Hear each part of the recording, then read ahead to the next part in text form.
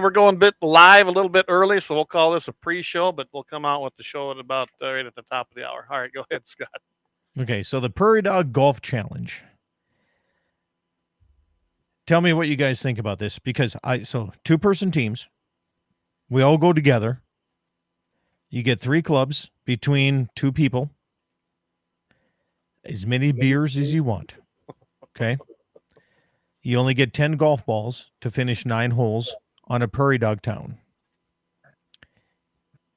For every, and it's on par, like everything, it's probably going to be a par 3 for every one of them. Crystal X barrel or a tub, you don't need to get it in. You just hit the barrel, you're done, right? But if you lose your ball, you got to bring up another one. If you're out of your 10 balls, okay, for every beer you drink, 1 stroke off your game. Oh, God. For every prairie dog tail that you bring, 1 stroke off your game. Golf balls, shots, beers, guns, prairie dogs. How can it go wrong? Can't go wrong, can you? And I'm doing this like a $10 entry fee per person, so $20 per team. Okay. Winner takes all. I like it. You think I could get 5 teams? Oh, I think so. I'm pretty sure that. I don't know. Is Jamie golf? I'll have to ask him. I have to invite Jamie. Well, but here's the best part. If you don't golf, you got to shoot or drink. That's right. That's perfect, right? That's it, right? I think it is. I like it. I do. Just a second. Checking out everything. See, you are right about this, so Scott. So I'm just checking out all of our places now to make sure it's working correctly. Your mic is really low on my end there, Clay. So yeah, well, how's that? That's better. You about got to be right here in front of it. Okay, why is that not working? I'm glad I'm not the host of this show. Well, see, we're early, so everyone that's tuning in, I appreciate it. I see that the numbers are ticking up there, but this is kind of a pre-show, and we're just kind of BS. Okay, you want to do a pre-show? I'm going to do a pre-show. Go for it. Okay. Yeah. Medora Boot and Western Wear. One of the few places in the off season, by the way, that will. Can I show knives on your thing, or are you going to get banned? I don't know why? Why? I mean, okay. I would think you could. So, like 5 years ago, I bought this knife, and I've used it for a lot of things, including castrating, and I've not yet to sharpen it, and it is still sharp as the dickens. So I'll give those guys a little bit of a bonus plug there. Shout out. And you're going to pay for them, but it is a heck of a belt knife. So yeah, cool. We'll get one, right? I like it. All right, now we're live on our Rumble. So that's what I was trying to get to. So, all right. That's the only downfall about Rumble. And it does not feed into our comments, don't feed into our actual account. They're new. I guess only liberals can create the good stuff. All the conservatives, they just don't seem like they can do it. What is good morning, good evening, fellow MVEs? What's MVE? Militant violent extremists, as labeled by Homeland Security, each and every one of us. Yeah. I'm trying to think. Was it Waylon? I don't remember who were Wayne. I don't remember. One of them guys, they always, when he gets on, I'm sure he'll say something like, he always does that. I know he tunes into you on Saturdays too, so that's where that comes from. Homeland Security said if you're pro-Trump or you like the Constitution or you're posting Second Amendment things, you're a militant violent extremist. Aren't you glad you're that way? You're a gun owner. I'm glad I'm that way. I mean, I probably got a satellite that's attached to me, but so I brought this up to some. I'm going to try to be politically correct here. You don't have to be politically correct here. I don't? No. Okay. So I brought this up to some fucking liberals, and they were arguing. They were arguing with me the other day down in Deadwood, and they're like, "Well, you're for guns." I'm like, "Yes," and you're for this, and you're okay with boxing and MMA and all this kind. I'm like, absolutely this, and they're like, and they said, "Well, what are you scared of?" I said, "Absolutely nothing." And they said, "Well, but And they kept arguing, and they kept going on with this. And I said, but hold on now a second. I said, everything that you guys stand for, you protest, you try to argue with everybody against. I said, the United States and every country in the world has been developed because of war and turmoil and arguments. Yeah. And they didn't like that. I said, you're just continuing it on in a different form and fashion. I said, the only problem is you can't back it up. Yeah, they don't have no guns. Oh, but well, no. So Clay, it's not just about guns. It's about being able to fight hand to hand. It's about they still want to fight. They want to fight, but they look at us with guns and the military, and they're like, "Oh, baby killers," and that's what really provoked me with this whole thing. That really pissed me off when they said that, and I'm like, "Hold on, now the whole world has been built on fighting, on war and yeah, it still has, and they're continuing it the way that they're doing it, just in a different form." Well, and they did not. They want to do it with words, and they want to do it by having people with guns in the government throwing us in jail. That's how they want to fight. But I want to do it with words too, and I did it that night very well. You can take the guns away, and if you want to kill somebody, you're going to find a way to kill them. Absolutely, that's hands being down. Proven right now.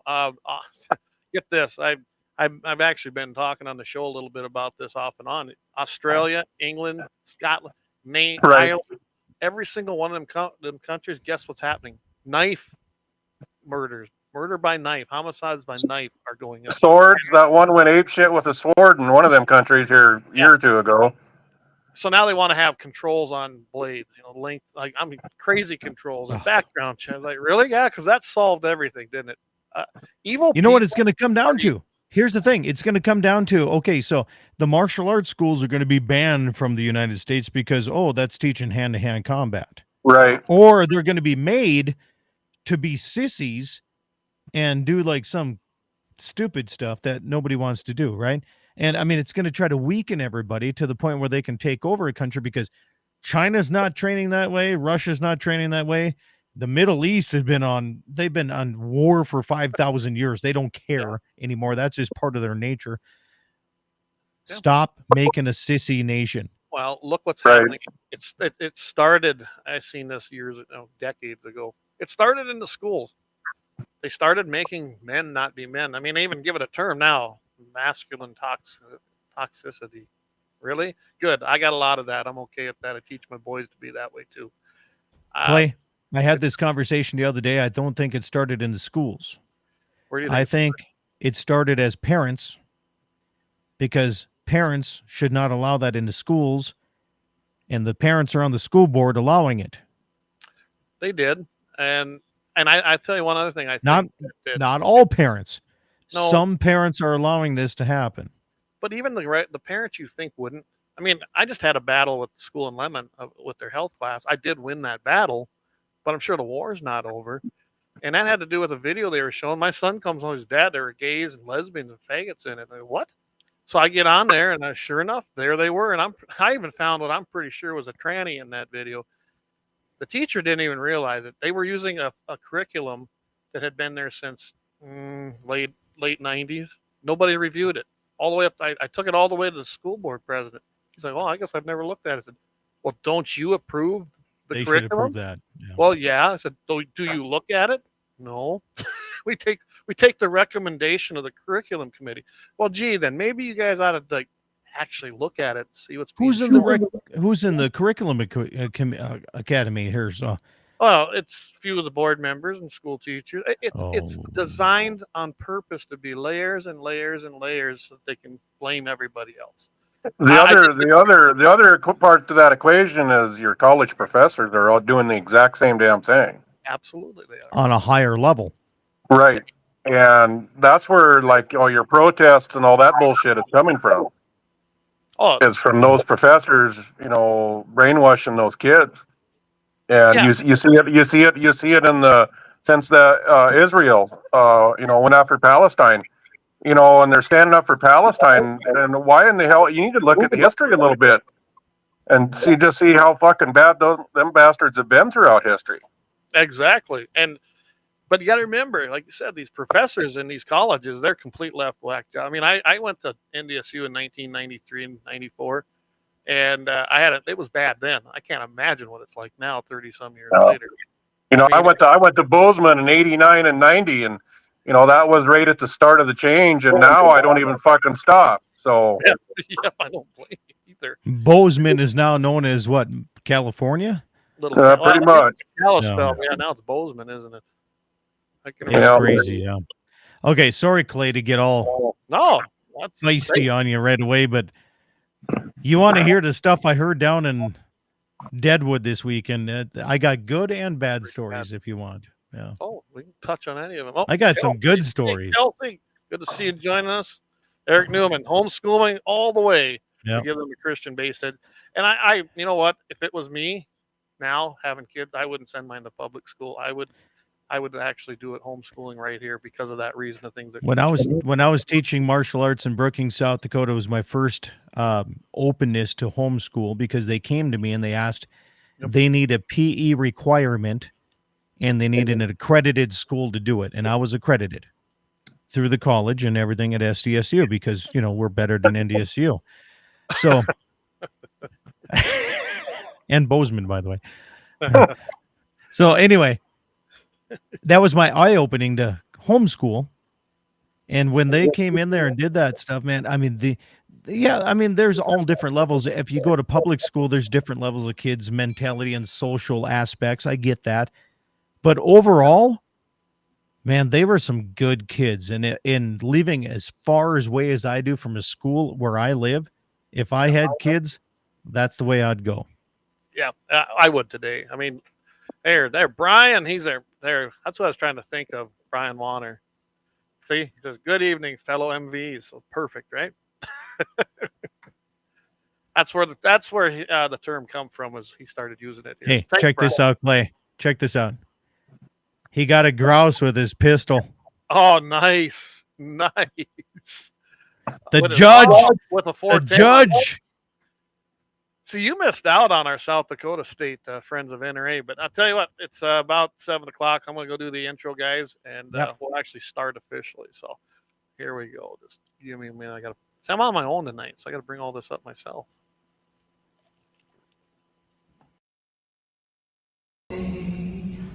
Can you see that the dawn's early light was so proudly we had the twilight's last gleaming, whose broad stripes and bright stars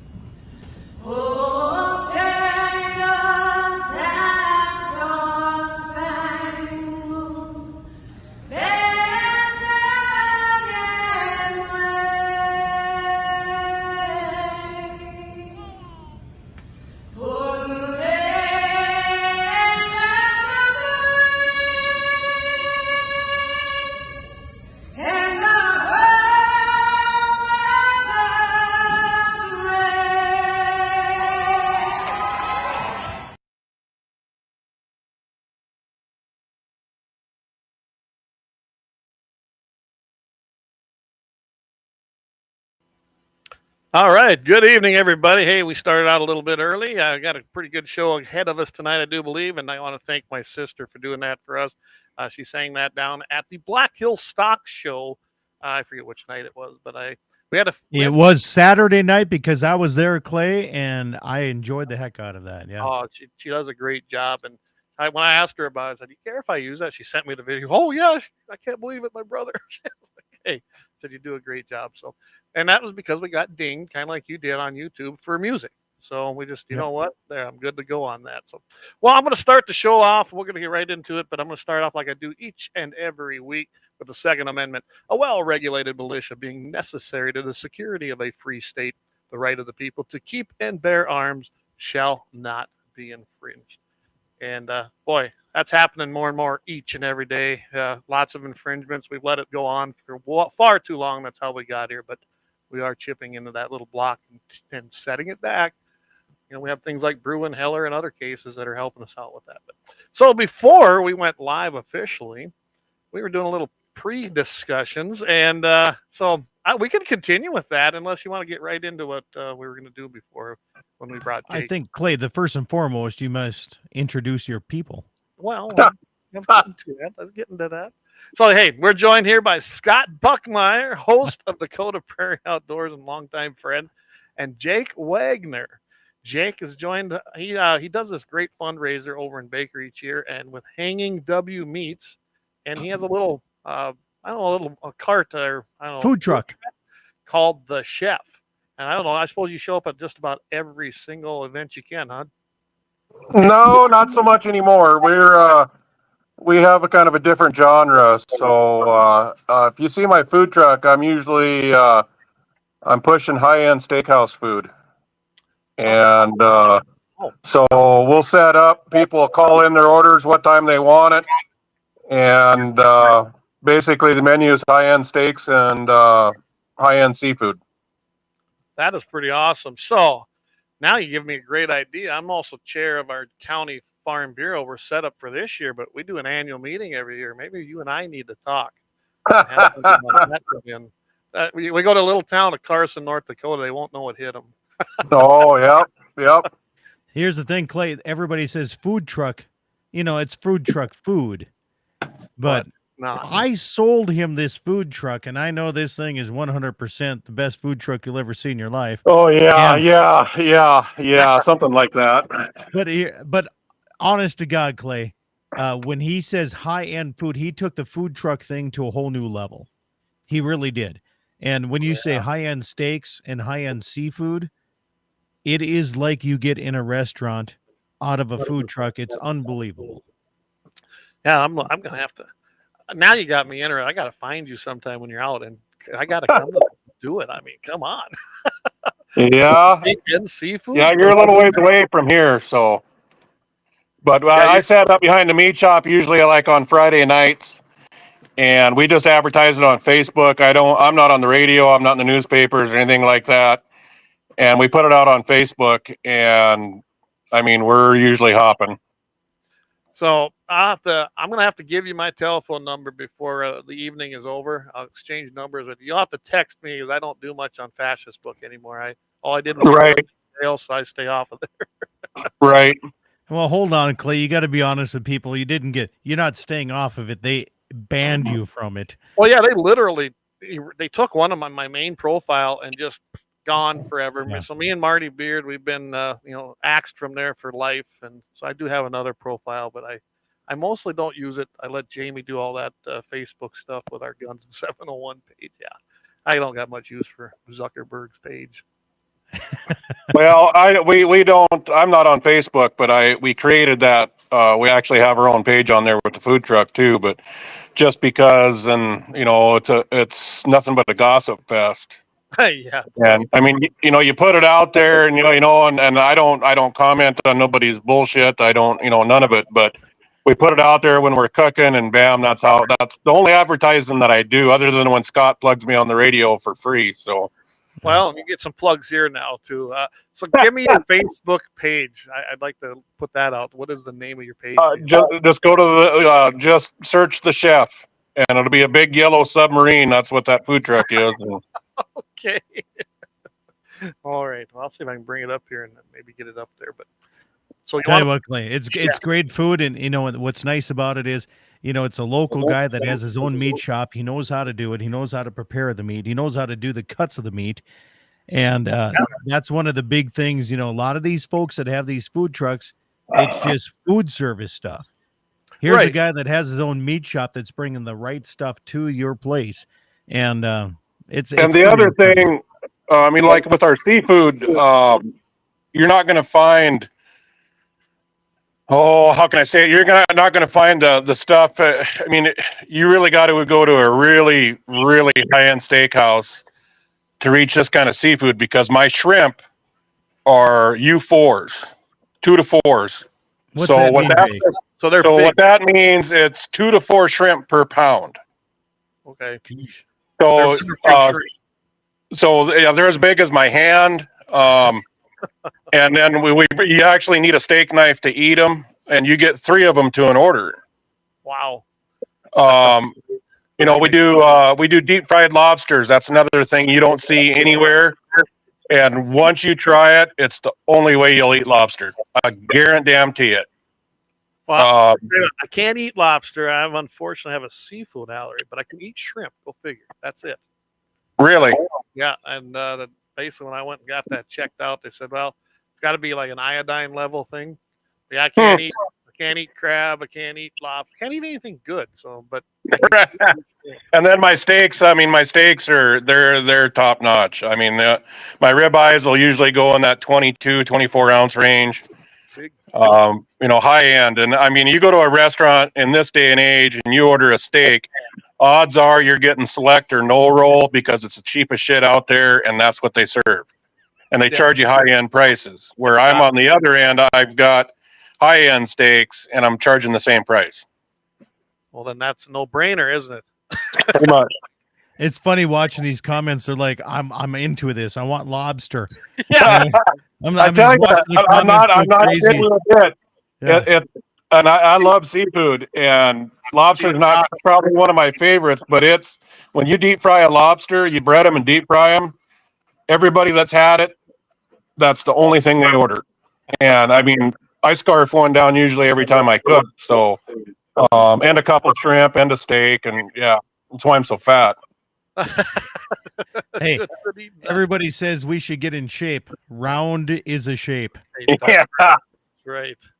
Yeah, Kelsey Glazer says them is prawns, brother. They're a little past the prawn stage. Yeah, they're big. I mean, it's just and they're stupid good too. And the thing with shrimp, so when you're buying seafood, the bigger you go in size, the cheaper it gets. Really? Yeah. So, do you order that in? I know there's a place out of Rapid City that they gets about as fresh as you can get it. 'Cause I think they fly it in and then it comes through Sioux Falls. But where do you get yours at? Mine comes out of Billings. It's a similar kind of a place. It's Seafood of the World, and I mean you can. Yeah, it's if you got an account, it's easier. But I mean, Joe Blow can walk in there and buy stuff, but you're going to be paying more for it. Yeah, but it's basically probably the same thing you got in Rapid, I'm sure. Yeah, I've actually ordered stuff when we still have the cabin on the lake, Scott. So once in a while we get together and do a shrimp boil or something. Here's the thing, though. You have a cabin on Shade Hill. I doubt you have lobster and shrimp in there. And if you do have shrimp, it's not anything like the size of his hand. No, it's not coming. It's not like that. And it's definitely not coming out of the lake. So okay, I used to be part of a cabin in Shade Hill too. Don't dig on him too hard. I'm going to dig on him. There's no lobster in Shade Hill. I'll tell you that. And I've never seen him catch a walleye the size of your hand, so it doesn't matter. Oh, no, I have done that. Gene says, in other news, gout is spiking in eastern Montana. Right. I have that affliction as well, so I got to be real careful what I eat. Okay, so hold on now. I see one. It says, send me the link for this guy. And Jake, how do people get in touch with you? Because whether you want the food truck or you want to just order something, but they also have to remember you have a meat locker, and what I really recommend, or I commend you about this, is during elk and deer season, you close it down from beef and you just do wild game. And then you just, after the wild game season is done, you go back to beef. and you help those On the guys out. custom, that's on the custom side, yes. Custom beef and hogs. I have retail all the time. Yeah. But the custom beef and hogs, yeah, I shut them off for hunting season. Yes, about 2 months. Okay. Yep, there you go. That help them out, and Yeah, there's I do all my own as far as my deer and stuff here, but a lot of people don't, and it's getting harder and harder to find somebody that'll do it. I notice a lot of butcher shops don't even want to do it anymore. No, it's a pain in the ass. Yeah, It used to be you made a lot of money during hunting season. Now it's just a pain in the ass. So, Jake, let me ask you this. What do you think about CWD rules between North and South Dakota and Montana, where you're at? It's all bullshit. I agree. Absolutely. Absolutely. That's been around for eons, and now they're just making a stink out of it. No different than a lot of the other diseases that are out there. I mean, that's been around forever. Yes, it is, and it's about money. Follow the money. Right, and look at Wisconsin. What they did, they tried to exterminate their deer. Well, so I think Minnesota too. I think they're trying to do that right here in 3F2 in North Dakota, because there is not the deer to support the tags that they allowed again. And they've been doing that the last 3 years, and it's just insane, which is causing a lot of issues when they do that. You get landowner issues, landowner-hunter issues, because we get flooded down here. A lot of them come apart, and there's just not, even if we didn't have a problem as far as CWD or things like that, we don't have enough deer to support the amount of hunters that come out here, and then they get pissed off when you tell them no. It's like, well, and we're no different here. Montana did it for 30 years with their doe tags. Yep. And we get a busload of 20 people coming, and they could all get 6 or 7 doe tags, and you do that for 30 years. Yeah. And there was no cap on the tags. They sold as many as they could. Well, they pretty much here on 3F2. Now we don't have no deer. I mean, it's common. And I've met a lot of nice guys that stop, and I appreciate them stopping and asking, and then I tell them no, and well, I just got a doe. I said, yeah, but if you got a doe and the 5 guys with you got a doe, the next guy, I can't let 20 people on here and kill does.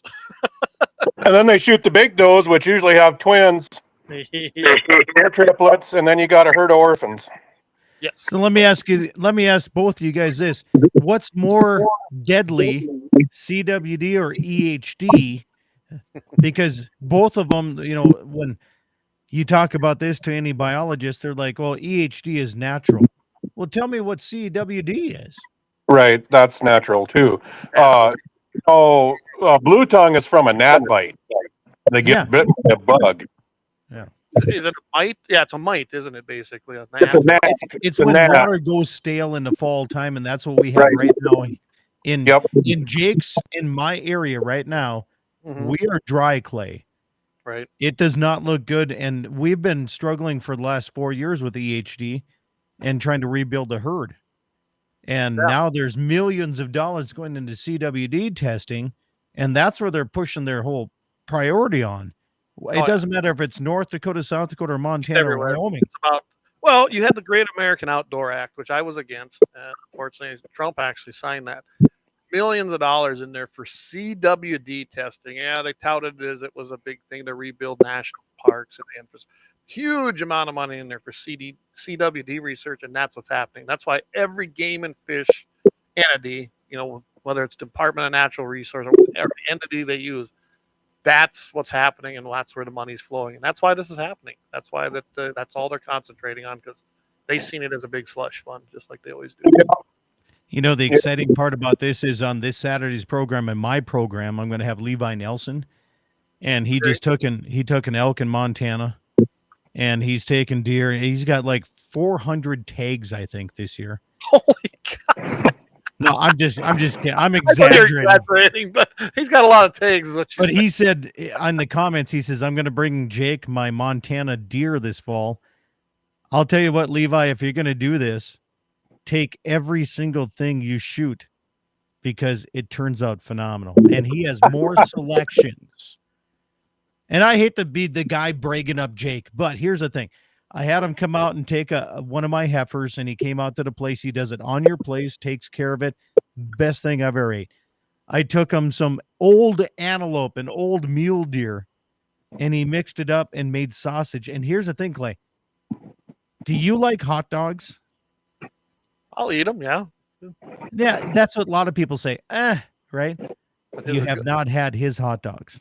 You gotta be careful of that statement. You can be. Got that ring around his mouth. Here's the thing, though. There's a lot of people that are like, I will never eat that until they tried that. I don't know what he mixes them with or what he does, but one of my neighbors says there is no way I'm going to eat that. And he said, came back and he takes his meat to Jake and he says, this is the guy I want to make that up there. So there are very few people in the countryside that have the reputation of being able to do it with beef and wild game together. Yeah. And during COVID years, you've seen it just as much as anybody else has. All these places opened up, all these small meat markets, right? And good for them if they're still going. But there was a lot of people from the East Coast that came out and tried to open them up, and they failed at it because they just did generic stuff. Yeah. You got to stick with the old school stuff. You know, Lemon's got one down here that's Right. it's good down there. And of course, Rod's been up at Carson for years, and Rod's done a lot of my stuff when I take it. I do all my own wild game, but I usually butcher now my own beef right here on the place. So my beef it's born here, it lives here, it dies here, and we eat it. And I really love knowing that. I do still keep an appointment with Rod because I don't want to lose it because he's scheduled out so far. So I still take one to him every year just so I can get it. And you're right, though. So many of these guys started up and they're not in existence anymore, and they weren't good at it. They just thought they could come in and supposedly make a bunch of money. Well, people have the misconception that people that have meat shops get filthy rich. Yeah. Honestly, I mean, that's a true statement. And you Really? don't get filthy rich, and it tears your body up. And they're not prepared for it. And so, when COVID was going on, that's the busiest I've seen it in 30 years.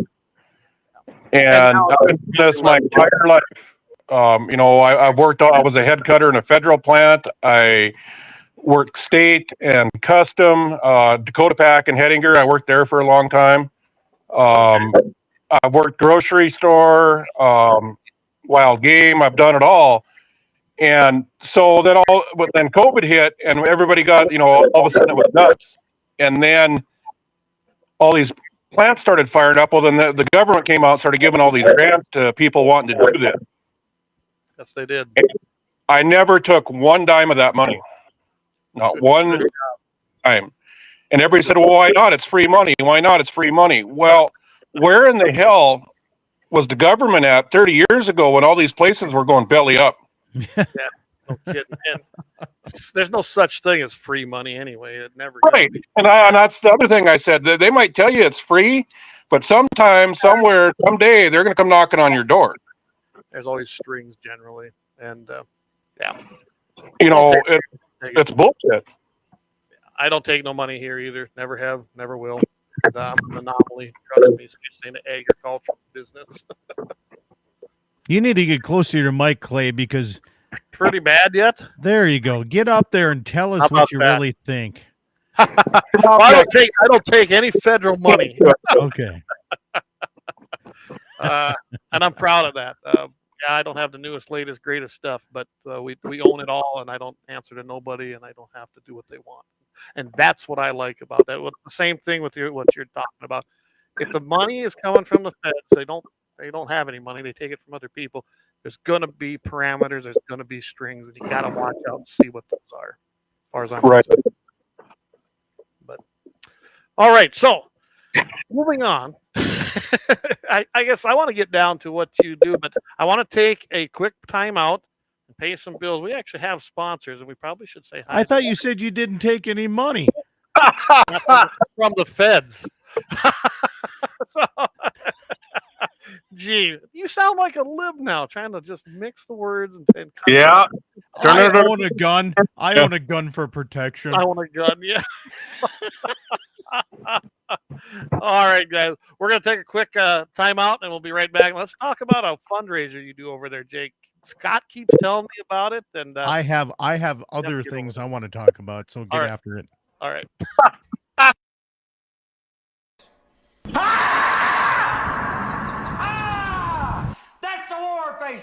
see your war face. Ah! You don't scare me. Lauer Auto Repair, located at 309 South Washington Street in Bismarck, North Dakota. Give them a call at 701-258-6308. The team of mechanics at Lauer Auto can take care of any problem your vehicle is having. And when you do business with Lauer, you can be assured you're doing business with a pro Second Amendment America First repair shop. There are plenty of other auto repair shops in the Bismarck-Mandan area. But why take a chance at patronizing a shop that might not have your beliefs at heart? Make no mistake.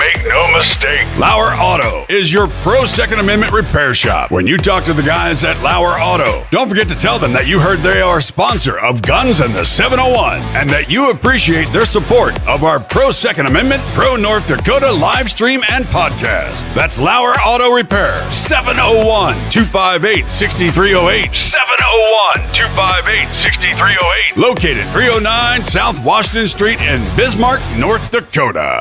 Experience the exhilaration of power in your hands at Bloodline Kinetics. Why Cerakote? Simply, it aids in firearm preservation while also giving your piece a unique look. Barrel threading, NFA laser engraving, bolt handle threading, mount, level, and bore, sight scope chamber rebarreling, and much more. Bloodline Kinetics is meant to reflect a long American lineage in gun ownership, who stand for the Second Amendment rights, Bloodline, and the science behind gun accuracy. Kinetics. To some, it's just a constitutional right that can go away. To us, it's in our American bloodline, and we believe it should stay that way.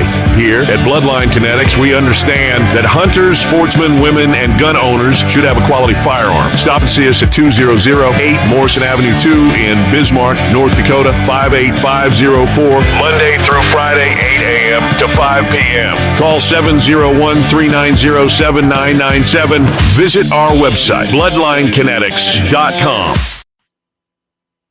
All right, we're back, everybody.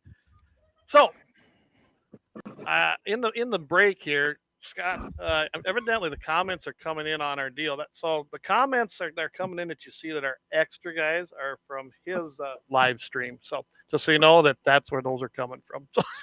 I see your answer. You answered to your wife too. I did, yeah. And Eric, you're right. He says, "Yeah, Clay, you say you don't answer to anyone." Well, he says, "I see you around your wife. You answer to her."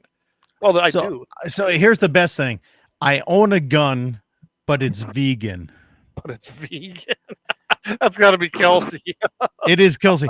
Kelsey, I am going to steal that everywhere I go. That sounds like a T-shirt idea, don't it? Well, here, you want a T-shirt idea? Give your balls No, it's give your balls a tug.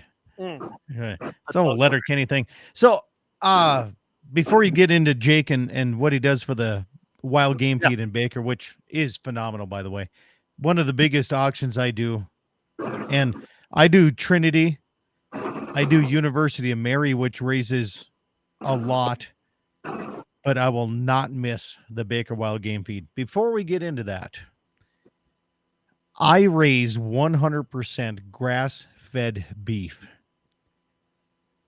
And anybody that raises cattle need to start doing that, is recommending that to all vegans and vegetarians out there. They're like, oh, plant-based. We are plant-based beef. 100%, always have been, always originally. That's what we need to market. Well, mine are grass-fed too all summer. And then I fatten them on corn. I like that, and I'm never changing that. Hey, but it's still plants that you're fattening up with. Plant. That's right. We're plant-based, right? It is plant. We are the original plant-based beef originators. Perfect. You want the Wonder Burger? It's been here forever. Yeah. What's that? I'm not even going to mention the name, but it's the fake meat stuff, and I can't believe people even buy that. What's it even called? I don't even remember. Fake burger. That's what they should call it. Beyond Beef, isn't it? Isn't that what they call it? Yeah, I think that was one of them. And you don't hear much about that anymore. Evidently, it didn't sell real well. It's probably bad for you. Well, hey, you look at the ingredients. That's some nasty stuff. All the ingredients on there. We don't want testosterone or hormones, but we'll have chemicals in our meat to make it taste like beef in our plants. Yeah. And it don't taste like beef. Hey, I've never tried one, and I don't plan to. Best gun raffle and auction in the world, and they have the best auctioneer. That you got to go. Oh, okay. So, Jake, I'm sure that's just go, right? I knew where you were going with it, but I kept my mouth shut. So, I got to say, I listened to Scott. At least I tried to on the Saturday. If just in case you didn't hear Scott in our video there, did you hear we had Dakota Prairie Outdoors on North Dakota's youth? I did. I seen that little clip. I appreciate that. We had that going. Like, oh, we got to listen to this. And now we're gutting deer and having some fun. And by the way, that was a great time. Take a young person out like that. She dropped it at 200 yards. And we had a blast. So, getting now back to what you do, Jake. So you have a big fundraiser over there, and I've heard Scott have you on the show, and some of the guns you get are just amazing. And I know you searched long and hard for them. So, give us a rundown as to what you do, and of course we'll get the dates, and let's get the word out some more on that. okay. So we're a nonprofit, and basically, we are a nonprofit that helps other nonprofits in need. So, and then Scott reiterated some of this earlier, but so we try to focus on youth groups. We always try to have 1 or 2 youth groups involved. First responders, churches, historical societies, things of that nature. Now, with that being said, we try to keep it local in the tri-state area here is what we mean, but just being a nonprofit won't get you in the door. If you're like, for an example, like Boys or Girl Scouts, we will not support them because all the money that they generate gets sent to the national office. Somebody's getting paid, and we won't help those people out. Well, it's not one thing at Boy Scouts either. They have completely woke, and it's not a good organization anymore. I think they even removed their shooting program. I don't know for sure. Your friends with NRA is another one for an example. And I've dealt with them. I'm not. It's a bad organization, but it's still a national organization. And when you do a fundraiser, some of that money goes to the national office. We don't do that, and nobody that works with us gets paid. It's all volunteer. Nobody gets paid, and we try to help these organizations out, and they have to kind of show us a need or what they want to do with the money. We did an ambulance service one time. They needed new radios. The county would not fund them the money, and so they come to us, and we got them the money. We got fire departments, new trucks, new buildings, new gear, because their counties would not give them the money, and so we did. And those are the kind of things we do. There's churches that would have been closed because they didn't have any money. And we get them open. You don't just limit it to one area, hunting, shooting. It's something in need is what you're saying locally. Right, are the people we're trying to help, and then the event is for people like us, that like to hunt, that like to fish, like guns, like the outdoors, et cetera, et cetera, et cetera. And then we have an event. We have different entities every year that the money is going to be going to. And that's our workforce. Those are the people that come and work the night of.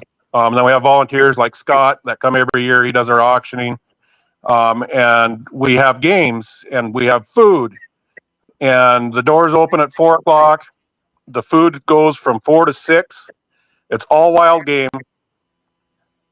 About 80% of it is made by me. I have some other ladies that do some specialty things, and that's a free will donation. It costs nothing to get in the door. And then we start with the little kids games, which when I say little kids, I'm talking from 0 to 10 years old. And we have games for them to play. They're gonna win. They're gonna win. And then after that, we go into the youth table, which are the kids that are old enough to hunt. And that table, there's TVs, there's game consoles, there's guns, things kind of that age orientated. And then we have the adult games, which could be bucket raffles, could be auctions, could be we play heads or tails, and I'll give guns away just by playing heads or tails. It won't cost you a dime. We have hunt table. We have a lot of stuff, and we give away. I shouldn't say giveaway, but technically we give away. I've given up to 130 guns away in one night. Oh yeah, we had banquets where we did 100 guns. We had 1,000-person banquets, so I don't know how many you draw there, but that could be a lot. Generally, we draw 1,000 or more people. Yeah, and you need that. Let's just face it, you know it, and I know it. Money. Clay, I'm going to interrupt you here a little bit. Yep. There's a difference between 100 guns in an event and 100 guns at the Baker Wild Game Feed. Yes, there is, and I know where you're going with this. The 100 guns that he gives away. So I'm going to tell this one story. They're collectibles. Not always. Okay, not always. Okay, so I've helped you MC a lot of events, and I like winner takes all table, or I like the $100 tables because you have less chances. I don't like everybody to have a chance. I like that stuff. Yes. There was a 6-year-old girl last year. Year before last. She went up to her dad and says, "Dad, I need $50." And he said, "Why?" "Because I want to win that gun on that table." There was a 3-gun raffle, $50 for a ticket. And there was a 26 nozzler, 28 nozzler, and I think a 22. It was all the nozzlers, right? Yeah, 22 nozzler was the other one. Yep. And she said, "I want that 22 nozzler." And she's a 6-year-old girl. And he gave her $50 and she won the damn 22 nozzler. That's great. And I was excited as he was, and he's excited as she was, and then she thinks, well, that's how it's done. It's easy as that, right? Well, plus she won some other gifts on the regular kid stuff. But here's the thing is the guns that he gives away range from collectors, because there's a lot of people, and he goes to a lot of estate sales that there's high dollar collectors like Bruce Jordan. We know that guy, right? I mean, he's been to this auction and he's loved it. He bought a lot of stuff one night. I'm sure he did. Okay, and if he shows up, you know it's good stuff. He's definitely bidding. Yeah. He's gonna. If his hand is up, you ain't gonna beat him. But whether it's military, new age hunting, right? There down to the kids' tables and stuff, so everybody can get into the game of hunting or shooting, for that matter. There's a little bit for everything, and some of these guns, man. I mean, tell me, Jake. I mean, $6,000 to $8,000 last year. That military set was like $8,000. Right. I've had some collectibles up there worth $10,000. I've got one this year, or a gun that I bought winner that we actually own. We're not going to give it away. It's going to be on display, and it's an actual Indian gun. And there's a story that goes along with the gun, but that gun was appraised at $28,000. Wow. We have it on display at the museum. It'll be on display the night of the game feed at the game feed. And then there's some other stuff that I'm going to try, historical artifacts that are guns that we're going to try to buy, one a year if we can. Some of those, you get into some of those, like Sitting Bull's pistol, for example. I think the reserve bid on it's $75,000. Yeah. I remember hearing about this on your show, Scott, when you had Jake on, and some of the guns you guys bring in. It's just phenomenal. And you know what we need to do? We need to have Jordan bring down his Gatling gun and set it up for display just for fun. I will have one of those one year. I will have one of those. Well, Bruce on is some Civil War artifacts. I'd love to have a cannon. I'd love to have a Gatling gun. There's no paperwork on a Gatling gun. You don't have to do paperwork. No, I knew that already. And you're right. The Gatling is cool. A lot of times, if Bruce really believes in what you're doing, he'll let you auction off so many rounds if you got a place to set it up the next day. And whoever bids on that, then they can go shoot it. So, right. Yeah, it was a lot of fun. We had it out at my place the one year, and it is cool looking. It's a conversation piece when it's sitting there. Right. You know, other November historic 9th. November 9th. Yep. Is the day. Everybody listening, Clay, you know, Jamie, I was like, oh, that's opening deer season in North Dakota. It's 16 goddamn days. Get your ass down there. I'll have to put someone else on patrol here then, huh? Hey, your wife is meaner than you. Just get after it. She can be. You know, that's the bad thing is we got to say that we have to put people on patrol on private land. Oh, I know. That's such a sad thing that we got to say that, because Jake's in Montana where everything's assumed posted and you just paint your corner post purple or whatever it is. And South Dakota is assumed posted. And we're sitting here on the North Dakota side, the tri-state area, still fighting this. Absolutely. And I don't know if you need to take a break or not, but I have some things that I would like to bring up. Even though we're that way, you still have to patrol here as well. Yeah, I can see that. We have the same issue. That's true, but I can tell you it's a lot worse. Right. I've been to North Dakota. I know, but we still have those same issues as well. It's not, you can't just walk away from it. And it's always going to be, it's a gun or anything else. Bad guys who are with the intent of illegal are going to do it. You're never going to stop them. And that's with anything that we talk about. I mean, no matter what you're doing, but I don't know what your schedule is there, Clay. So you got to tell me. Well, you were talking the 8th and the 9th. So you and I probably talk. I know I'd like to get Jamie over there, but I know he won't leave on opener deer, but that's okay. He's listening. He says, he just needs to push his ovaries down and get some balls. Here's what he said. He said, I only get about 7 days out of deer season to hunt. So there's all kinds of gun raffles throughout the year that I can get into. I see that. Yeah. That's need to move to Montana. It lasts for 6 weeks. You need to move to Slope County. It lasts 1 day. I showed him an antelope season that lasted 45 minutes. He's hunting in the wrong area. I'm going up there for pheasant season with Jamie this year. It's the opener, so we'll have some fun up there. But I would love to go to that. I know that I've said that in the past. But so I got a question. I'm guessing if I do that, Scott, that's a 2-dayer because I'll have to come up the night before. I got a place to stay. I know. And then we can have some fun.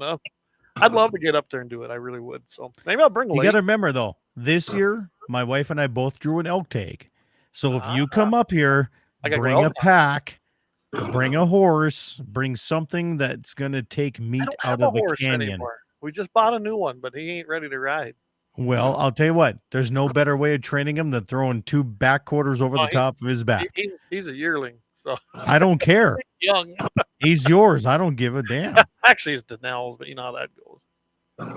No, I don't. I could use. You know what? I could use the exercise anyway. I'm getting a little pudgy now. Like round is a shape. Round is a shape. So, tell you what. Let's take a quick break. We'll come back after that. We'll continue it and have some fun. How's that sound?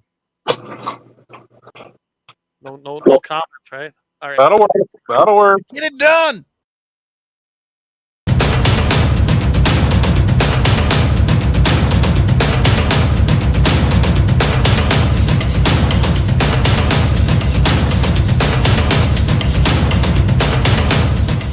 Lauer Auto Repair, located at 309 South Washington Street in Bismarck, North Dakota. Give them a call at 701-258-6308. The team of mechanics at Lauer Auto can take care of any problem your vehicle is having. And when you do business with Lauer, you can be assured you're doing business with a pro Second Amendment America First repair shop. There are plenty of other auto repair shops in the Bismarck-Mandan area. But why take a chance at patronizing a shop that might not have your beliefs at heart? Make no mistake.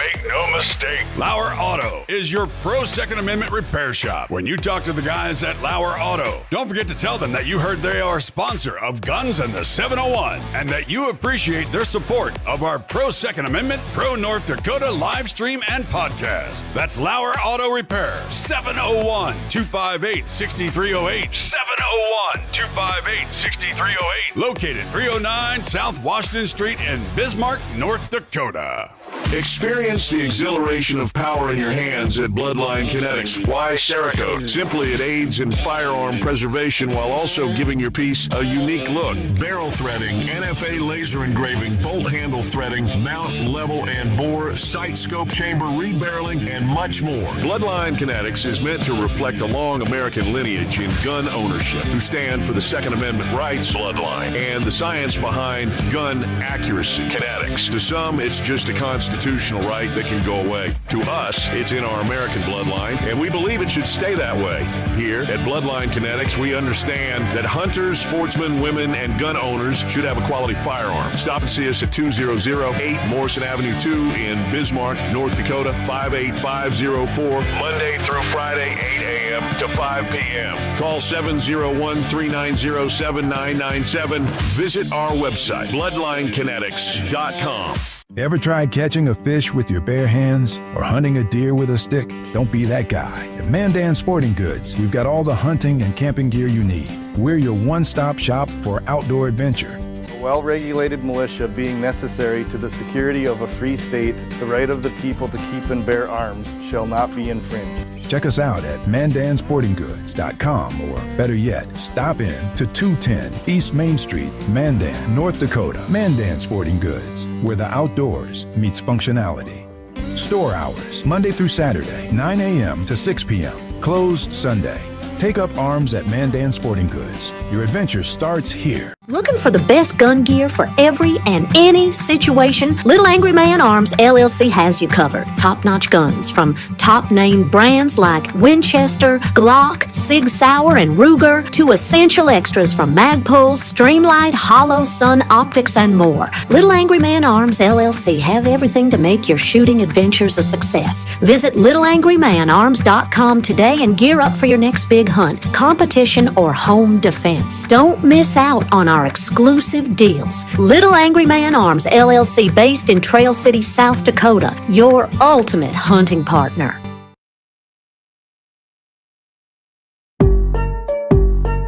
Yeah, hey, look, I got the moves like Michael, the flow like Aubrey, walk around thinking I'm a prince like Saudi. Mismatched Converse, t-shirts tucked in, know my worth, can't tell me nothing. White Nikes, albino, can cop my stilo, head to the top, bottom line is a motto. All right, we're back thanks to our great sponsors, Lauer Auto Repair down there on 309 South Washington. Hey, stop in there. Hunting season's right around the corner. Get your vehicle checked out. Axe and the boys will take care of it. And they've been on since the beginning with us, supporting us.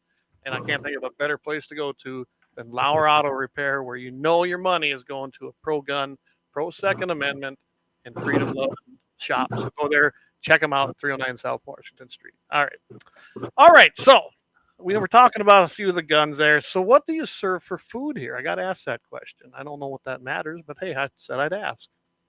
It depends on what I can get my hands on.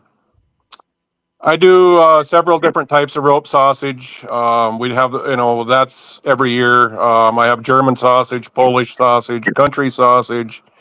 We have deer stir fry, antelope stroganoff, moose spaghetti, buffalo meatballs, mountain lion baked beans, bear chili. If I got bighorn sheep, I'll have bighorn sheep chili. Porcupine? I just got to ask porcupine. Nope. Elk enchiladas. Okay. Elk meatloaf.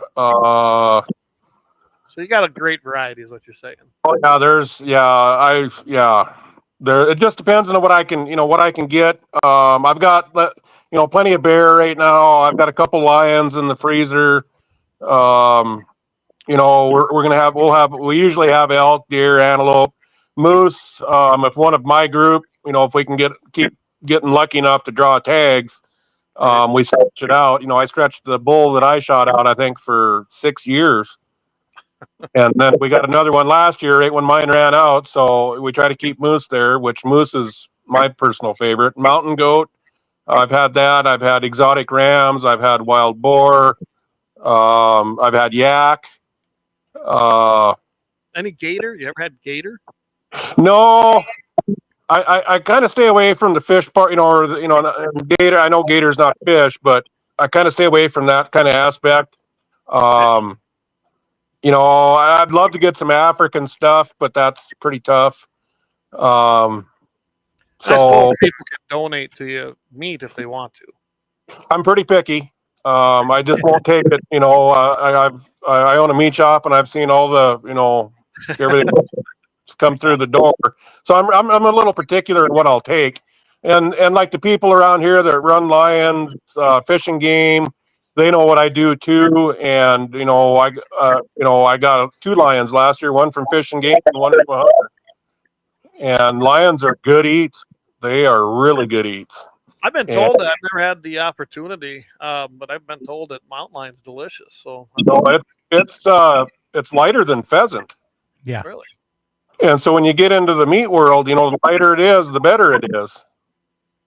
And the only thing I can think of off the top of my head that's lighter than lion is mountain goat. Really? That's another thing I've never had the opportunity. But very good. All them horror stories you hear about mountain goats, it's bullshit. Okay. Lynette says gator tastes like white fish. I don't know. I've had a lot of gator, but I've had gator several times. It's always deep fried most of the time where I go. That's what they do down there, I guess. And it's good. I mean, I can't say it's been bad when we've had. Right. I think that it all just depends on the age of the gator. I think from what I've encountered with it, but and that's no different than elk or anything else. If you shoot a 15-year-old elk, well, it's going to be boot leather. Yeah. Well, I've noticed when we take the younger gators where we go, they're always much better. Just like anything. The older it is, the tougher it probably gets. Right. So I was just curious. And then I noticed. Did you say something to Game and Fish? Did them donate a lion or had a lion they got for you? Yeah. Confiscated one, and one of the girls knew that what we do, and so she had the game and get a hold of me. Makes you wonder if they do that here, huh, Scott? If any of our Game and Fish outfits would do something like that? No. I don't think they would either. No. You mean I've from them. I've gotten lion from them. They've tried to give me some other stuff that I wouldn't take because I knew the story behind it, and I didn't. Was that the one under the porch in Baker? Was that one? Yeah, kind of, sort of, yeah. Yeah, I know the story of that one. So, anyway. How long does this generally run to in the evening? Okay, so here's a good thing. Clay, I'm glad you brought this up because Jamie, he spouts off saying that I'm not saying a gun raffle isn't awesome, but deer season is just more important to me at the ranch. Well, you can't hunt deer at night. Legally. Yeah, okay, legally. So get your ass down there and join us because Wayne Muth goes to Medora. He comes in that night, and then he hunts the next day, and then he comes down to Baker. And I talked him into it, and he's like, Scott, that's a long ways to go. And he came to Baker, and he's like, I'm never going to miss another one of these. Plus, he won 3 guns. Okay, that helps. What happens when somebody does go to it, that's usually the effect. People plan their vacations, their hunting trips around this. I get people from all over the nation that just totally revamp their hunting agenda to make it work to be here for it. And you'll see that, especially if it's a good one. I mean, we saw that. Remember, when we was in Lemon, Scranton was the same thing. Guys were coming out, and they made sure they did not miss that event because it was so much fun, and that's part of it, too. Belfield is another one.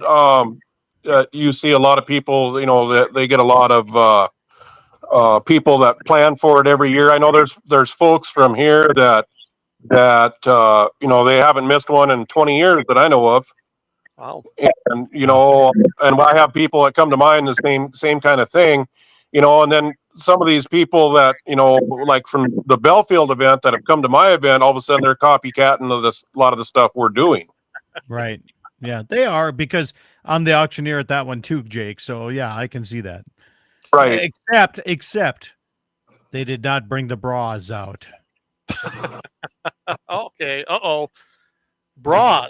I'm telling you, Clay, you want to have fun. You want to have a good time in an area that's not PC, and you don't have to worry about what you say. Well, I would love to come. I told Jake years ago. I said, one of the events that I do for the Bismarck Cancer Society, I do two events each year for them. One is Bucks for Bras, and one is Boxers and Beers. And coming up here in October, I'm going to have the Bucks for Bras, and all these ladies come out with bras decorated up. And I said, you know what, you should do this and sell the bras and have a little fun. And last year he did it, and he made Jesse Flath model every one of them. Oh God! And I'll tell you this, Jesse fit into every one of them, except I learned what an A cup was, and so did Jesse, and he didn't fit into that.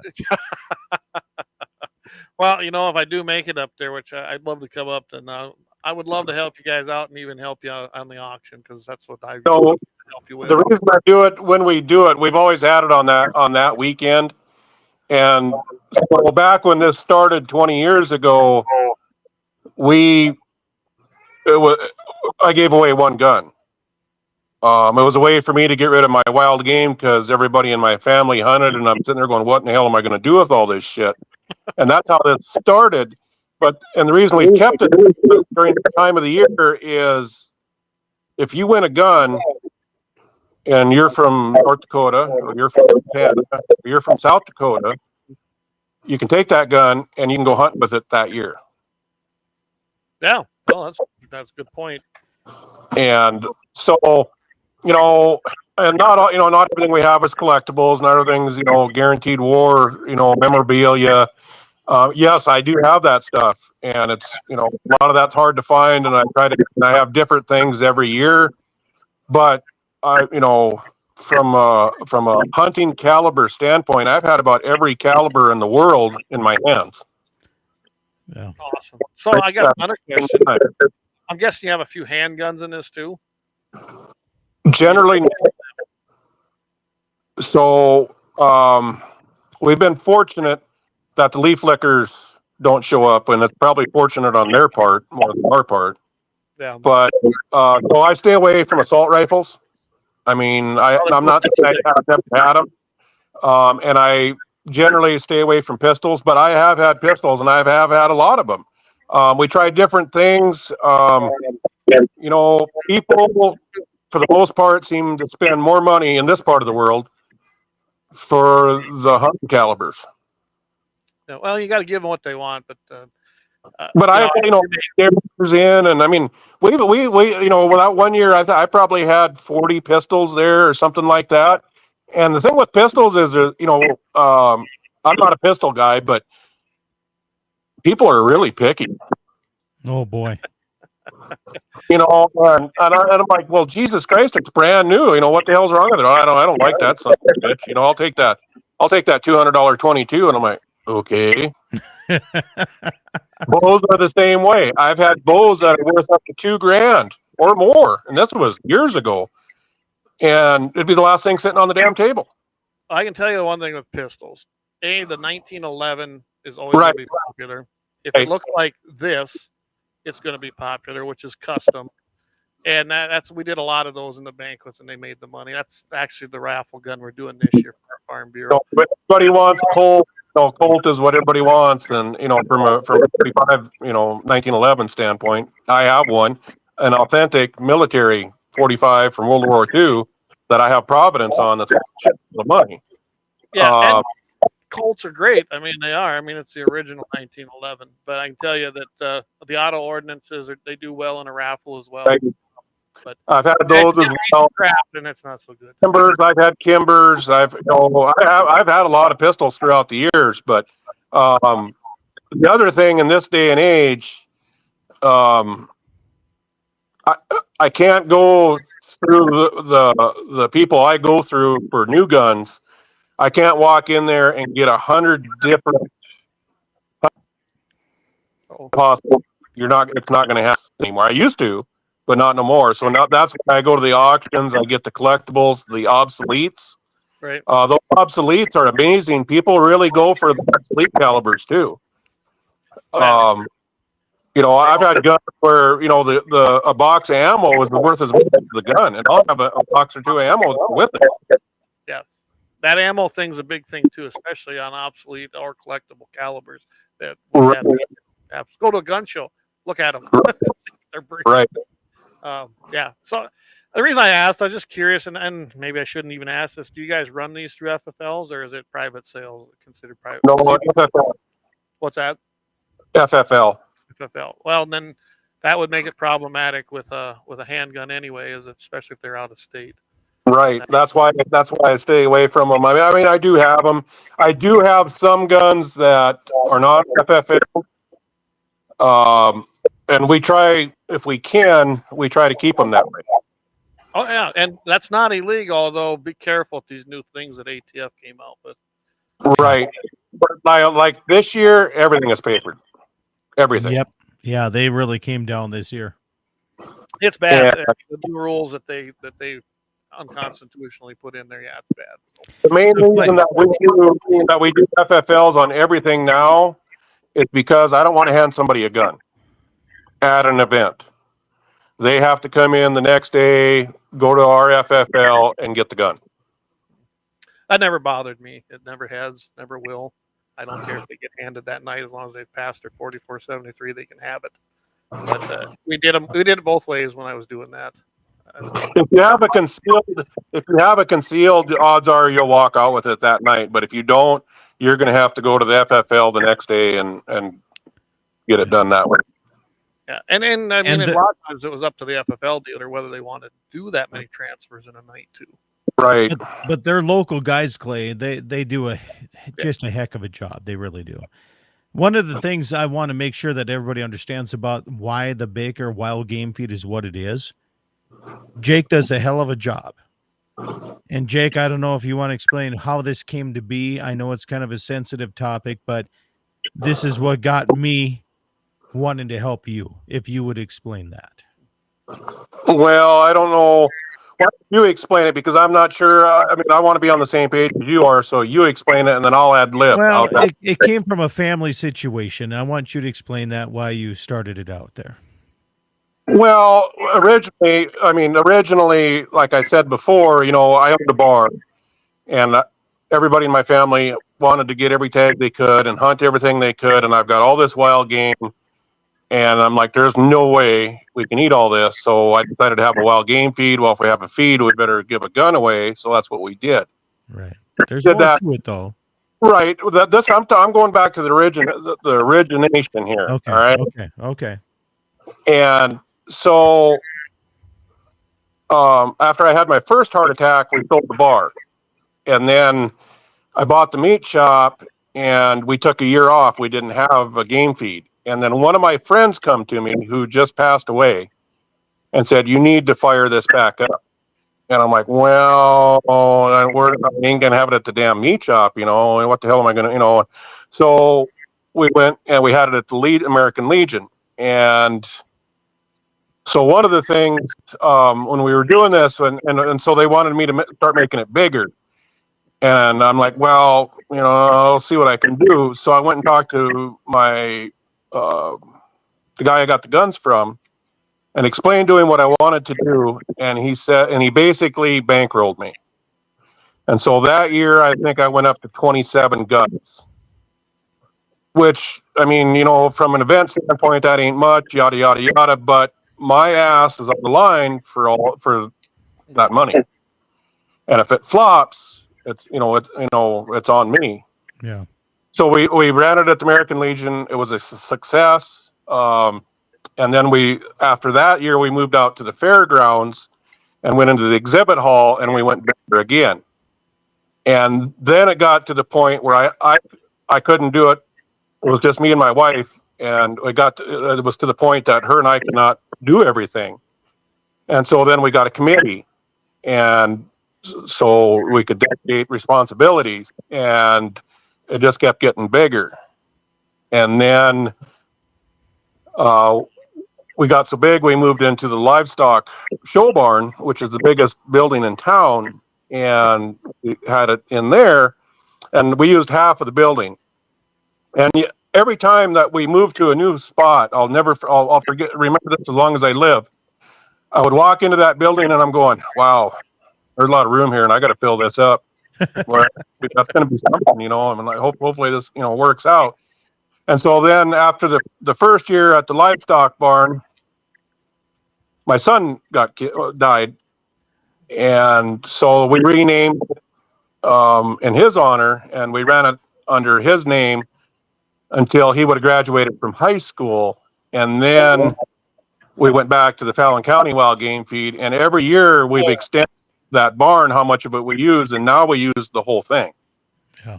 Well, and I mean, I could fit probably 2,000 people in there. But I know we get over 1,000. We've never counted. I know we get over 1,000. We might bump up, you know, in that 1,200, 1,300 mark at the right time of the night. I don't know. So that's how, you know, we've grown steadily. Some year we're going to reach our cap. I don't know where it's going to be, but eventually we're going to reach our cap. We'll find out when the police chief comes in and tells us when we're reached the cap. And so did I cover the stuff you did? You know, the biggest thing that, you know, I know it's a sensitive issue and everything, that you lost your son, and we do a little bit of a scholarship fund for that too. And I don't think you should let that out, that there's a scholarship fund that you do in Baker area for this. And that's a tough thing. I mean, as a parent, to continue doing this thing. Yeah. And I commend you doing that. I really do. Yeah, absolutely. I couldn't imagine it as a father of two boys. My prayers are with you on that. I know it's been a while, but I know it never goes away. No, it don't. So, you know, I'll do this as long as I can keep doing it. I mean, it's one of the funnest things that you can ever imagine to put on or be part of. It's a good time, Clay. I the whole night, I don't care if you're young or you're old, you're involved in games all night long. Well, that's why it takes up so much room. Like you said, you could have 2,000 people, but I know what that takes.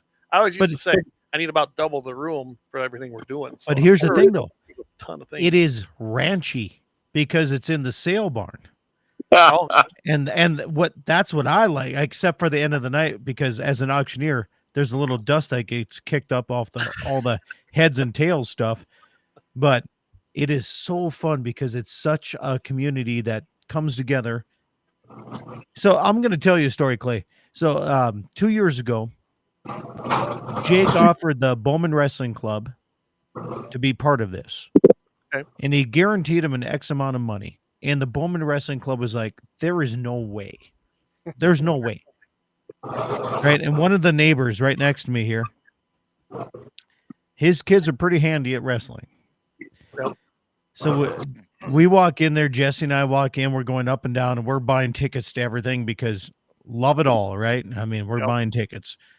And this guy's like, he's like, how often have you come here? We're like, we've been here for a few years now. And he's like, but people are just pulling out hundreds. We've never seen this in my life. Like, they have stacks of hundreds to every game that we're doing. I'm like, that's what this is. He's like, I can't. After we got done with it, and Jake, I think you guaranteed the Bowman Wrestling Club like $25,000 the first year and $25,000 the next year coming back. You guaranteed it before you even had the banquet, and they were just blown away that somebody in Baker, a wrestling competitor, would help another neighboring community out to do for their wrestling club. Yeah, that's how cool this is, Clay. So, I mean, you don't have to say it, but about estimate, what do you usually raise? That's what I would call the net after all expenses. 2 to 3 million. I wish. Just on the auction. Just on the auction. Well, you know, every year is different because I buy all the guns, and then we try businesses to sponsor those guns. Absolutely. And our goal is to have all the guns sponsored going into the event. And it just depends on the year how much of that happens. Right. So whatever doesn't get sponsored, then obviously we got it covered. Absolutely. So it kind of varies how much we make. I can't give you an honest answer. We gross I can't be honest. I'm not the treasurer either, but I'm pretty sure we're over $250,000. Wow, that is a big event. And we might even push 300. I don't know. And the reason I ask that is because it shows how much you can actually help. I mean, you know what I'm saying? You raise that kind of dollars, you can do some things. And the thing with the entities, and it depends on the size of the entity because they're our workforce. So if you got an entity that's only got 6 or 8 people, but they need some money, we cap an entity at $25,000. That's the most you can get in 1 year at this point in time. Yeah.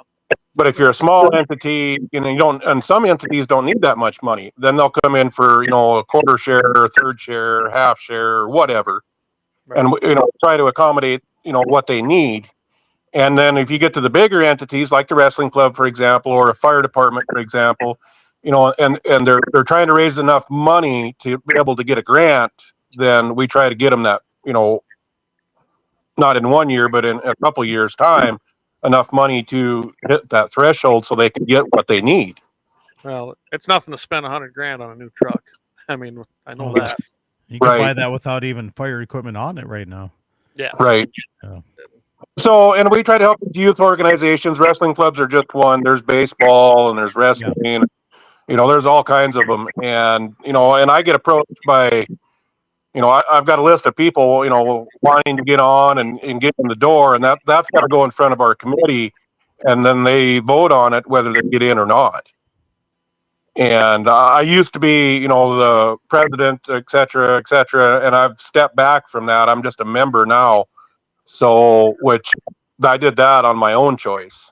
That's a tough thing, though, Jake. I mean, to be the president and then you're part of the community and you're trying to make those dollar figures work out. I can see stepping back because it's time for somebody else to make those decisions. Because when you're a pillar of the community and you're trying to do everything, there's always going to be people that are happy and there's going to be people that are mad. Well, the thing that with me is, obviously at some point in time, I'm going to kick the bucket. I've had 3 major heart attacks. At some point in time, I'm going to tip over. We all are. And I want as many people doing as many different things as this event goes so they know what to do. So if I do go, they can keep doing it. Right. You want it to continue. And that's how you do that. You got to have a bench, essentially. You're right. And if I'm in charge forever, then nobody's going to learn how to do it. Right. Yep. So I just decided I needed to step back for multiple reasons. That was obviously the main one, but you get too many irons in the fire and you're burning the candle at both ends, and pretty soon you just got to say, I gotta cut back somewhere. Everyone reaches that point. Trust me, you can do too much. I'm the one that goes and buys all the guns. I've taken, my daughter's part of the committee, and I've taken her, and I've taken other guys with me to auctions. Trying to get them to, so they know the feel of what the hell they're doing. Right. I didn't know shit about guns. I mean, I knew guns, but I didn't know shit about guns like I do now. I mean, I can walk into a gun show, I can walk into an auction, and I can basically tell you just about what the hell everything is worth. Yeah. Well, that's just through repetition, and you do your homework, and it's right. When it comes to guns, we all didn't know something at one time. Running serial numbers, finding out when they're made, where they're made, all that stuff, and I do that on every gun that I get. And just for the simple fact is, some of them are jewels. Right. So you find that little diamond in the rough. You just never know where you're going to find it. Right. I've got a couple this year. I've got a Marlin in a 30-30 model 36. And the 30-30 round come out, I believe, in 1885. 85 or 86, I can't remember. And the this Marlin 36 was made in that year. And it looks brand new. Like you could take it off a shelf and think it was a brand new gun. Like I said, where do you find this stuff, Jake? Where do you find a gun that's like that rare? I got that gun at that wolf auction in Bismarck. Oh yeah, they just had that, didn't they? No, this one was last winter. I go in the wintertime when the blizzard hits, and then they don't get no people to show up, and I go in there. So Gene Cox, he says 6.5 Remington or a 350 Remington Magnum. Those are rare. And Gene, I've had 2 of them. Yep. Has Gene come to this? Seems like one time Gene. No, we're trying to get his ass over here, but he's the mayor of Mobridge, and he's got to be around for like political stuff. Mayor of Mobridge, he's walked into my meat shop before. I'm saying he's an inspector. We'll get him. This is the year that Jamie and Gene and all these guys need to get over here. Actually, I'll make you a deal here. If Gene wants to drive to my place and hop in with me, we'll come over. But we're staying for the long haul, Gene. I'm probably staying overnight. Well, you better stay overnight. Well, we do have, just so it's out there, we do have a bar there that night as well. So, just I mean, we're staying overnight. there are refreshments in case you get thirsty. Pull my camper up and set it up in Baker. We'll just all stay there, huh? You can set it up outside the door. Sleeping in a damn camper. Gene says, I'll be there. There we go. All right, Gene's in. We just need Jamie and we need Clay.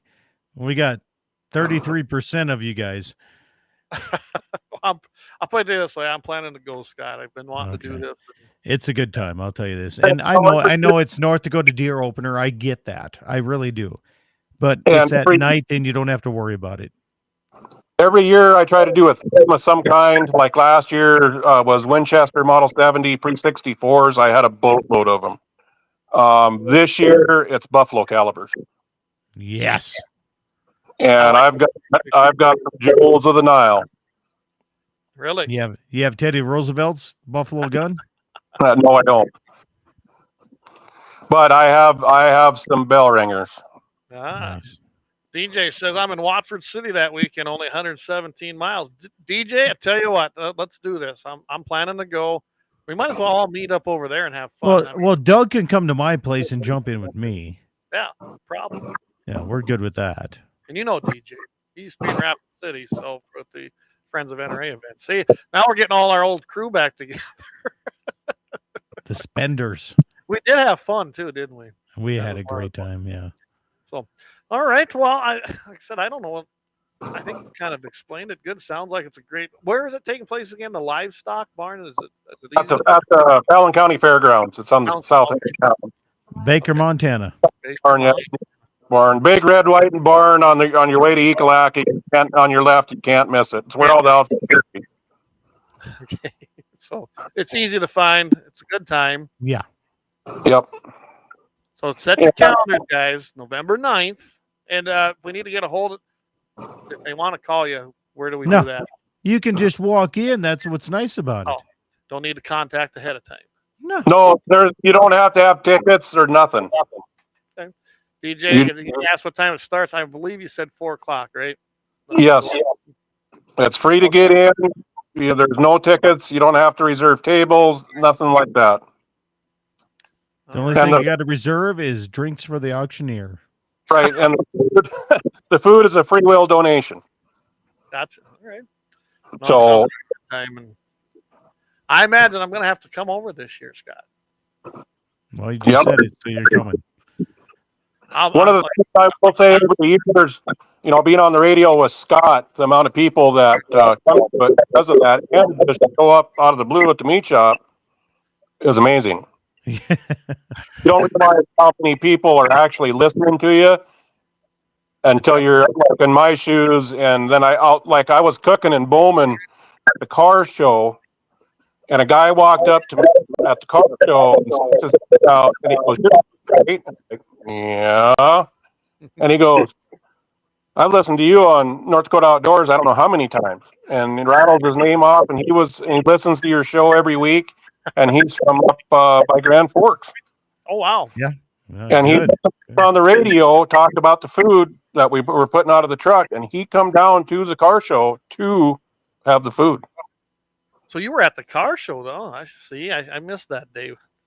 Yep. You know what, Clay? Here's the thing. There's a lot of shows that compete against each other. We're trying to help each other, build each other up, right? That's what we do. And there's nothing wrong with that because more people need to do that in outdoor and the agricultural industry instead of tear each other down all the time. Absolutely. Absolutely. So 4 o'clock, it goes until whenever you want to stay. But I highly recommend you get there. We're usually done by 11, depending on how much stuff we have. Sometimes, like my wife just said, there's a lot of us. So like people that are putting us on the committee and myself, we don't drink till after the event's over, and we might be there till 7 in the morning. Oh yeah, we've been down that road. Around 11 o'clock, roughly around 11. So Gene, he says, I stopped by your shop. I like to try local market foods. So Gene Cox stopped over there. He stopped in. Absolutely. Yep. There's been quite a few that have stopped. There was a guy that stopped in not very long ago and wanted some hot dogs, and I'm like, I don't have any. But here, try this instead. It's just as good, and so. I used to do that when I was traveling too. I'd always stop at the butcher shops and try their sticks or their jerky or the sausage. Right. Did that, but I never went over to Montana. A lot of friendship that way, and I've hauled meat all over the United States, and some of these guys, I'll wheel in and I'll have a couple beef in coolers, cut and wrapped, and I'll wheel in and I'll say, hey, can I throw these in your freezer for the night? And they'll go, hell yeah, but we got to go to the bar after. And I'm like, oh. Twist my arm, right? 4 o'clock in the morning, you're falling into a motel bed, and got to be up in 4 hours. You'll have that. You'll have that. So, all right. Well, I appreciate you coming on here. Again, guys, November 9th, 4 o'clock, doors open, Fallon County Fairgrounds. You don't want to miss this. And it's a great program, great cause, and they do help out a lot of organizations, it sounds like. So I appreciate you coming on, Jake. Thanks for having me. I appreciate it. And, it's, you need to come to it. Once you come to it, then I believe you'll come again. Imagine I'll walk out there with a lighter wallet when I'm done, huh? I don't want 14 guns. I know. I can't say no. I got to play them games. You know how that goes. Yeah. If you don't know, Clay, you should take a break really quick and we'll come back and finish this. Oh, okay. I was going to finish the show, but that's okay. No, we need to take a break. Oh, okay. All right, we'll take a break. I'll let the pro take care of this. There you go. We'll take a quick break, everybody. We'll come back.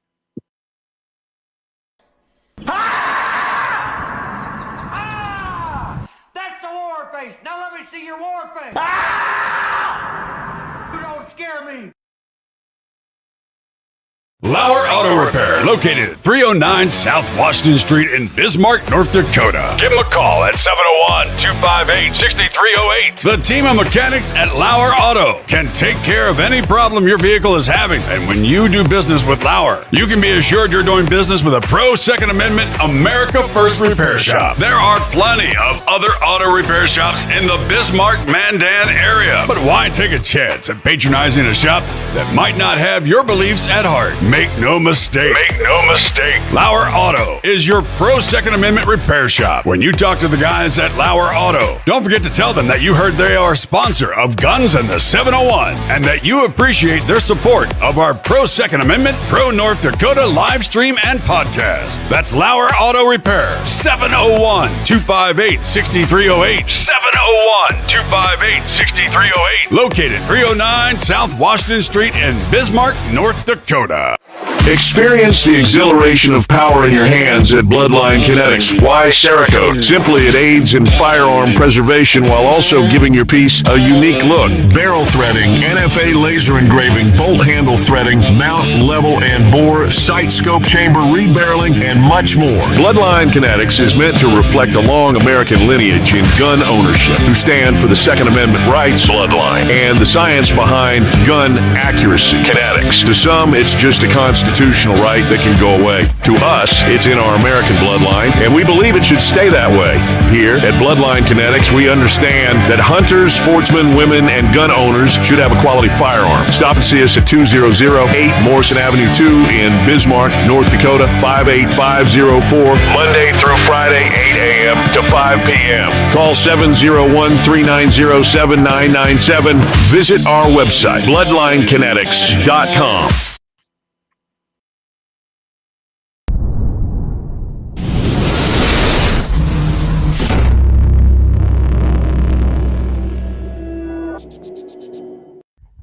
All right. Did you get things taken care of, Scott? Oh, things feel so much better right now. I don't know how long you guys can talk, but geez. Probably a while. I must be the older of us three because that was a long time. Good grief. Well, what I was gonna mention here is tomorrow night, 701 Nation, Jamie. Well, I don't even remember doing it. What was that? I don't know. I must have touched something here. Live radio and live podcasting, right? So, all right. 701 Nation, Jamie's going to have on episode 22, comes on 8 o'clock p.m. He's not going to be broadcasting to YouTube. He's discontinuing his YouTube. So just everybody knows that. Go to everything else. Go to X, Rumble, our website, and all the other platforms we have. What is an established trail in North Dakota? That ought to be a good. God, you want to really? And he doesn't have me. I just had a meeting on this with the Forest Service yesterday in Amadon. Well, there you go. Jamie, there you go. Get him on tomorrow. And then he's going to go into the new Savage Reveal lever action rimfire rifle. I've never heard of that one. So that's Rebel. Henry introduces the new 10-shot 22 Golden Boy. Yeah, I seen those. I'm kind of interested in. As long as their firing pin holds up. Yeah, they had trouble with their 357s, didn't they? They had trouble with every firing pin on every Golden Boy and Silver Boy they ever made. Really, I can't say I've ever had any trouble with mine. I've shot the crap out of my Golden Boy, but they've had troubles with them. Just out, Remington Ranch Hand 22 long range, 38 grain. So. Yeah, and then he's going to have his happy ending of the week, and that's where we always feature a self-defense story where basically the Second Amendment saved the life of the guy using it. So that's what he's got coming up. Powered again by Lauer Auto Repair, Double H Gun Shop, Man and Sporting Goods, and LittleAngryArms.com. So that's what he's got in store tomorrow night, 8 o'clock. Well, you know, the Forest Service is having those meetings all across western North Dakota. There's a lot of push for, like, South Dakota, Black Hills, of trails coming in for ATVs. Really? They're doing that again, huh? Huge thing. It's going to be detrimental to farmers and ranchers in the western side of the United States, and I hope people listening will vote against this or at least give their opinion against it because it's not good, okay? And Jamie's going to say, what is a 2-track or whatever, but you got to remember, Jamie, really, every county has their own laws, and the law starts at the county level, not the state level. You got to check your local county levels. And with Forest and right now, Slope and Bowman County have a burn ban and a travel ban, and people are trying to drive around and go elk hunting and archery hunting and youth hunting this last week and everything, and you cannot do that. In certain counties, you got to be very careful of what you're doing and check with the Forest Service rules and your local county rules. So no matter what the state rules are, you still got to check your county because they're the one to make the rules to start out with. Is the Forest Service actually pushing to open trails? That's surprising to me. No. Okay. The Forest Service in western North Dakota is actually behind the farmers and ranchers trying to keep this out of the state. Because here's the reason why. We do not have enough large chunks of land to do this with. And a lot of people don't realize this is the Forest Service in the late 30s and early 40s, when USDA turned it over to the Forest Service, they did not get easements across private land. In some, I'd say most of the areas, there's some in the northern side, north of the Interstate 94, They do have easements in some areas. South of I-94, they have 0 easements. So they're trying to do this travel management plan, which started out in 2007, 2008. It got shut down by a lot of hunting groups because they just wanted to travel everywhere they wanted to, because if you see it on a map or Onyx or base map or whatever you want to do, if they see private land and a trail going there, they feel that they can go there. But if it crosses private land, it is state law. You have to have permission. Right. So what he's going to be, it's interesting what he's going to be talking about, because I'm going through that in our grazing association across all of Western North Dakota grazing associations, and in many central South Dakota, in the Grand River as well. Oh, we got it up there at the Cedar River. And they've got signs up, well, they used to say wheeled motorized access only, and you had to stay to the established trail. But again, I know, but here's the problem, Clay, is established trail, when somebody has a side-by-side and they want to go over the canyon and look over, after 2 or 3 trips, it's an established trail, which it is not. So nobody's ever defined what is an established trail. Okay, somebody says, can people walk? Yeah, absolutely. So the North Dakota rule, here's the problem with this whole thing. Well, I know what Eric's getting at. Eric he's the kind of guy that walks everywhere. Yeah, no, and I have no problem with people walking. I really don't. So if you want to stick on the section lines, not a problem. You got 30 feet, and not every section line in my area has a trail. Okay? Right. It's rough country. There might not even be a fence. So you might need to really stick on that 30-foot thing. Where people get misconstrued on a lot of this is they're thinking of like section lines and everything that they're used to seeing. But in the Western, North, and South Dakota, things are a little bit different. And I just play caution, contact the landowner, and just be courteous, and they'd be more than happy to help you out. I'm just saying there's a lot of different things with an established trail is different. Right. In state versus Forest Service versus county. Yeah, and an established trail isn't necessarily public access, and yeah, they just got to keep that in mind. But an established trail, you should go by township, because the law starts at township, then goes to county, and then goes to state. And most people don't do that. And I run into this on the state line here. I found out because I was checking it out. So on the state line down here, that's where the sections start. Okay. Well, on the South Dakota side of that line, that's where the corrections take place. Yep. So just so everybody knows this, there's correction lines all over the state, everywhere you go, Clay. Well, I'm just talking completely along the line, because people think that's public access on both sides of that state line. It is not, because it's not a section line. The entire state of South Dakota's and North Dakota's border on the South Dakota side are mostly corrections, and they are not section lines, and you don't have the right to be on them.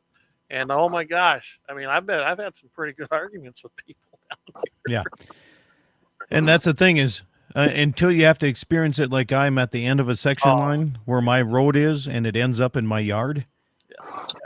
It's just an issue we got to deal with, but. We're looking at a travel management plan, and I am excited that they're trying to work with this, and they're working with ranchers and landowners and farmers to try to, which ones are accessible, which ones are not. And, you know, you got to remember too, some of these trails were on the maps from the 40s. Yeah. They're not there anymore, and some of them are eroded away.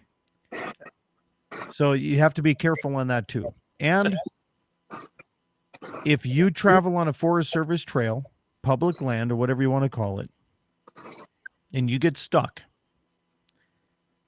the landowners are really reluctant to help you out, because if we tear up any dirt, we're liable for that dirt from the Forest Service, because we got to pay for a NEPA study because we tore up dirt, and we have to go through the whole works.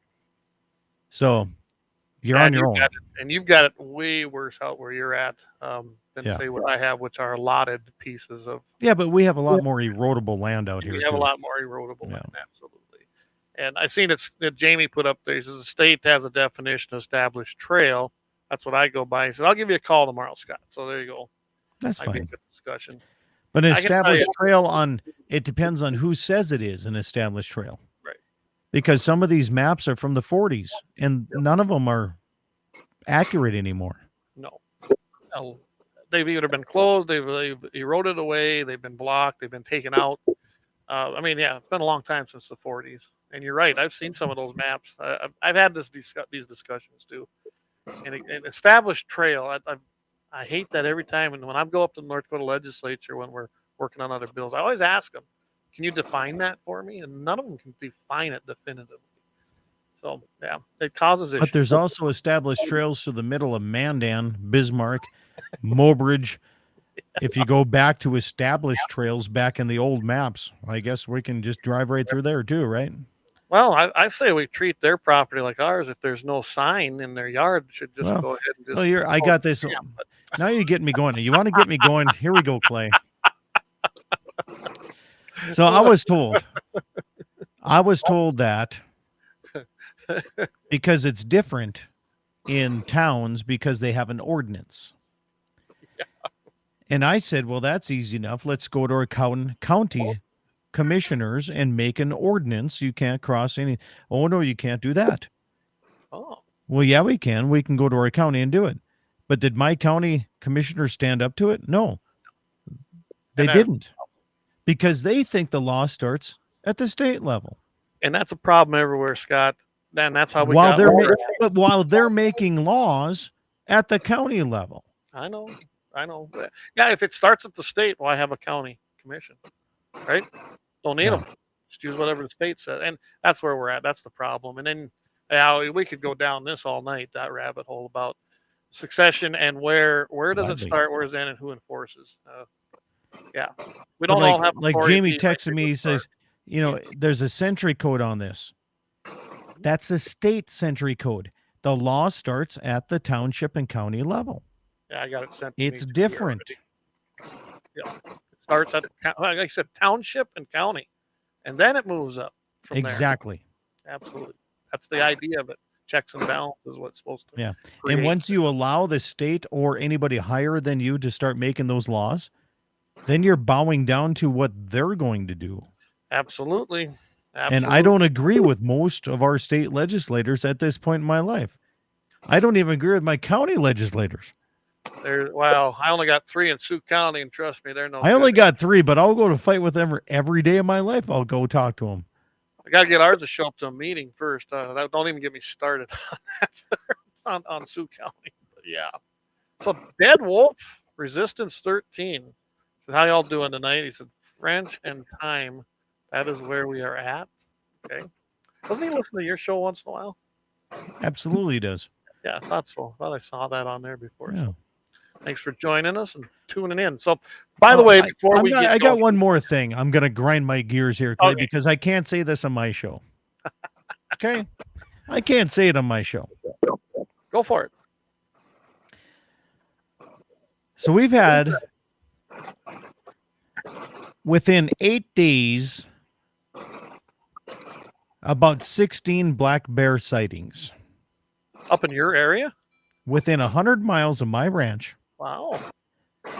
And everybody's saying, oh, it's a bear passing through. No, not within 8 days, within 100 miles. I'm sorry. Not going to happen. A friend of mine videoed a bear being released down by Buffalo, South Dakota. Shot him. Called their local game and fish and said, come pick up your bear that I just saw you drop off. Now he's in trouble. Oh, man. I'm having trouble with my cattle. I have game cameras. I just updated to this little fancy thing. Cell cameras that send me live videos of black bears chasing my cattle through fence. Oh, wow. And now have taken 2 of my cows.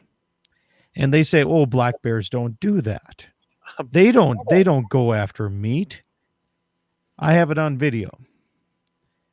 I have had, and Jake Wagner, you back me up on this.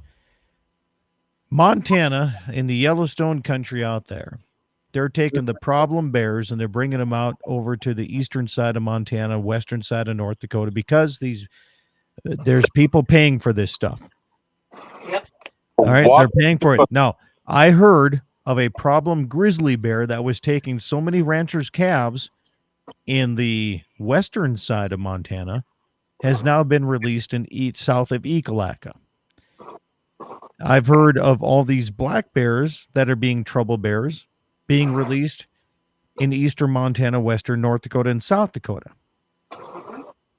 And it's not by, I'm not saying it's Game and Fish, but I am saying it's from organizations that maybe work with local organizations that might say, let's try this.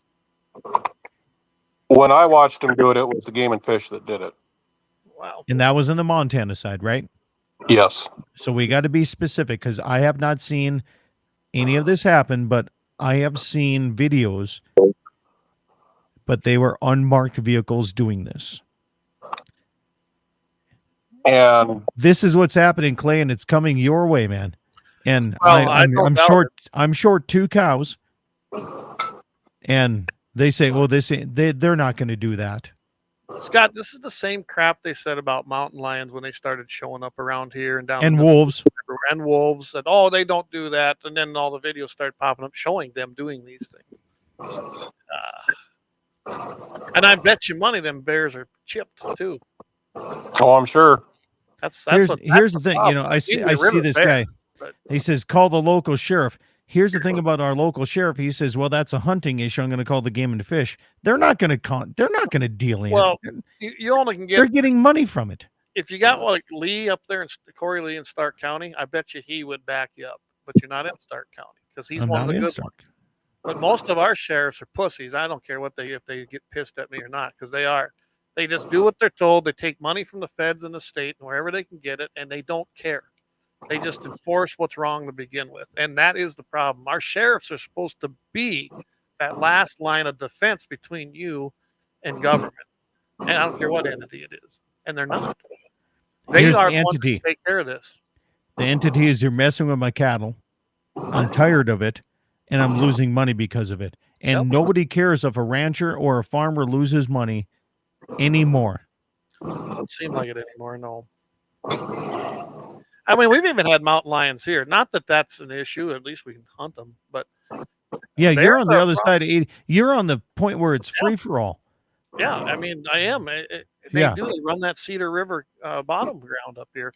Not a lot of them, but they are up there. I've had people tell me they're not, even though I can prove that they're there. But so far, I like the naysayers. I love the naysayers. That's like, oh no, they're not here. And then you show them that one's taken. They're like, oh, okay. Oh, right, there's one. There's a track. I got pictures of tracks going along that river bottom. Yeah. Because I like to go up there, and I got permission to go up there and hunt. And I can tell you this: there's still deer up there, but they're diminishing. I'm sure it's because there's more lions up there. I'm telling you right now, there's organizations that spend a lot of money that give money to states to allow the dropping off, and they're doing it on private property, public property, wherever they are. And the money talks, and agriculture is something in the past anymore, and that's sad. You know, give me an idea. Jamie and I are going to be on the morning show on Friday on KFYR at 9 o'clock Mountain Time. Maybe we'll have to bring up this bear issue because I bet you nobody knows about it. And nobody's going to talk about it. And I guarantee you're going to see, I have videos, and they're going to be like, oh, they're just passing through. Well, we have videos of you dropping them off, so I don't think so. I got bullets that just passed through. Is that like I said, the problem is I bet they're chipped. That's the problem. Then you got to dispose of them somewhere else. Yeah, that ain't like the old days where you just. Here's the thing: I'm not going to dispose of them. I'm not going to do that. I'm just saying I want people to own up to what they're doing. Around our area. I just want own up to it. Don't sit and try to be hiding this stuff. And don't try to act like you don't know about it. Just own up to it and say, this is what we're going to do. But the problem is they're bringing problem bears to our area because they're problems in some other urban area. Maybe they're in somebody's dumpster in a big city of Bozeman or Billings. They're capturing them. They're bringing them out here. One of the reasons they're just admit it. Just admit it. Doing that, though, I believe, is so they know they know we won't put up with them. Yeah. And they're going to get shot. I don't think so, Jake. I think they chip them and they want to trap us so they can turn more of our land into the prairie reserve. We killed a couple here north of town just not in the last month. I know you did.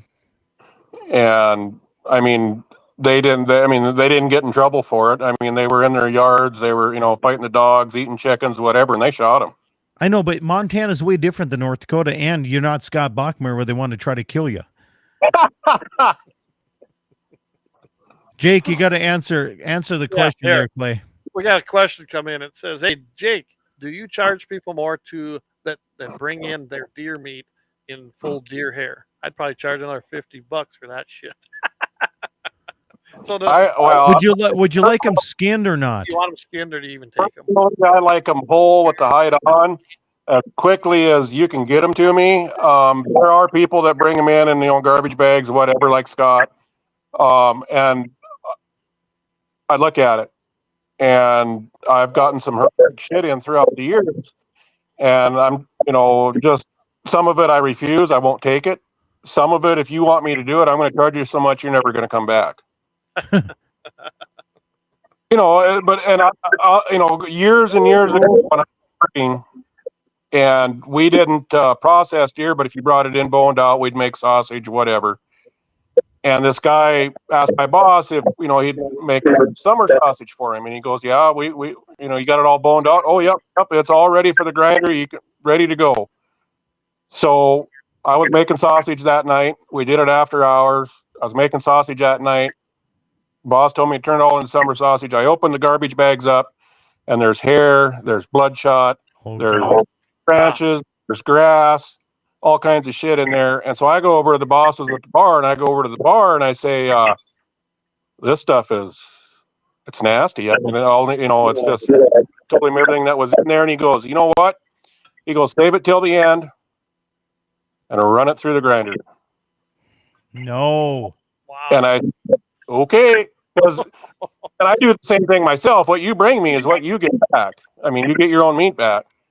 And so I ran her through the grinder. I made the sausage, and a guy come and picked it up, and he come back in the store a month or 2 months later and said, "That's the best goddamn summer sausage I've ever ate in my life." And I'm over there going, "You ain't never had good sausage in." Wow. Yeah. So, Jake, you can't give me a hard time bringing my meat into a garbage bag, because when I take mine, I cube it up and I bring it in and I take care of it. And I was using it for an example. I mean, but everybody's looking at me like I'm the garbage bag guy. Come on. I take care of my meat really quick. Everybody does it different. I was gone moose hunting, and my guy had a bull-killed elk.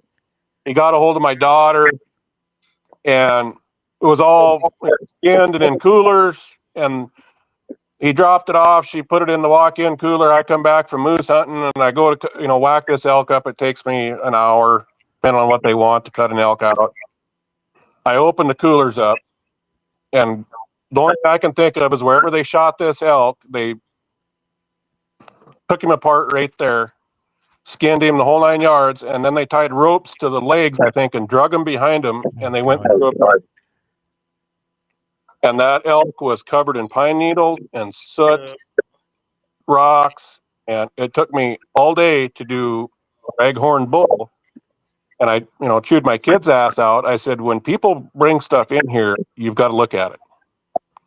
Because I just wasted all damn day. And I think back in those days, I think I was charging like $200, $250 for an elk. I just wasted my whole day on one elk. Wow. That's horrible. So that's one of the things, you bring it to me, I look at it, and if it's frozen, I just tell you, if it's nasty, it's going to cost you. Yep. If you're wasting my time. I'll tell you what, I don't want to cut you off here, Jake, but our live stream, it's going to auto quit us in here in about 2 minutes and 30 seconds, even less now. So. It was good talking to you guys, and we'll do it again some other day.